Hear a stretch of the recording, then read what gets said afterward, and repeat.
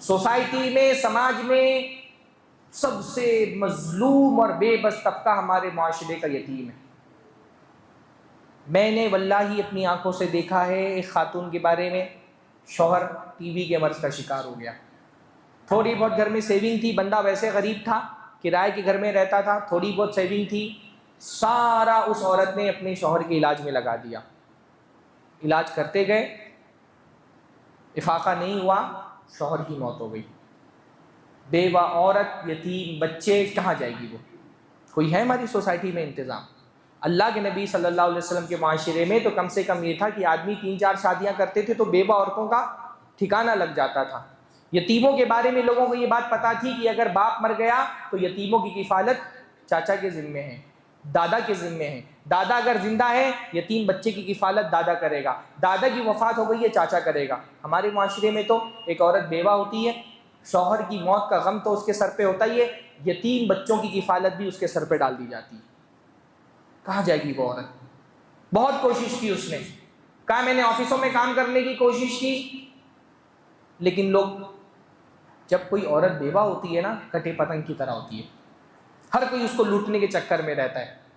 بیوہ عورت سوسائٹی میں ایسی ہوتی ہے جیسے بھیڑیوں کے نرغے میں بکری آ گئی ہو، محلے میں سکون نہیں، جہاں پہ کام کرنے جا رہی وہاں سکون نہیں، شادی کے لیے پیغام لوگوں کو بھیج رہی ہے، لوگ کہہ رہے ہیں گھر دو تو شادی کریں گے، گھر نہیں دے سکتے۔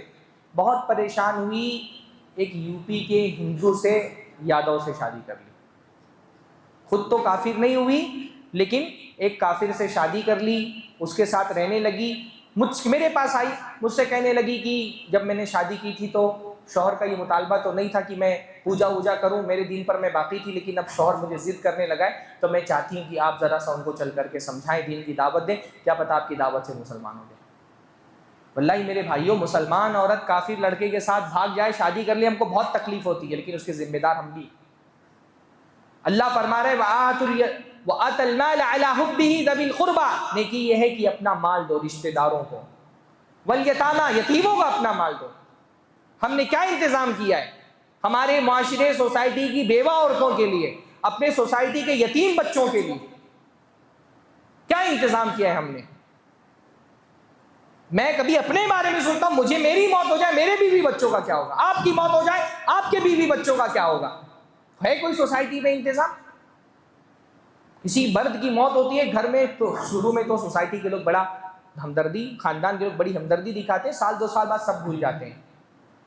واللہ میرا دل پھٹ کر کے رہ گیا، ایک بار میں مسجد سے باہر نکلا، میں نے دیکھا ایک ڈیسنٹ عورت نقاب میں، دیکھ کر کے پتہ چل رہا تھا کہ یہ کوئی بھکارن نہیں ہے، پیشہ ور، اچھے کپڑوں میں، بچے اس کے مسجد کے باہر کھیل رہے ہیں دروازے کے، صاف ستھرے لباس میں، بچوں کے اخلاق عادات، بات سے پتہ چل رہا ہے کہ وہ پیشہ ور بھکارن نہیں تھی کوئی۔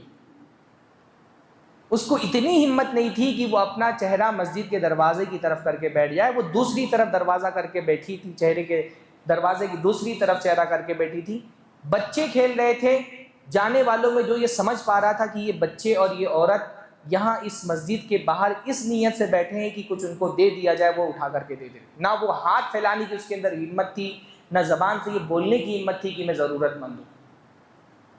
میں ڈر گیا، میں نے سوچا کہ یہ حالت میری بیوی بچوں پہ آ سکتی ہے، یا آپ کی بیوی بچوں پہ آ سکتی ہے۔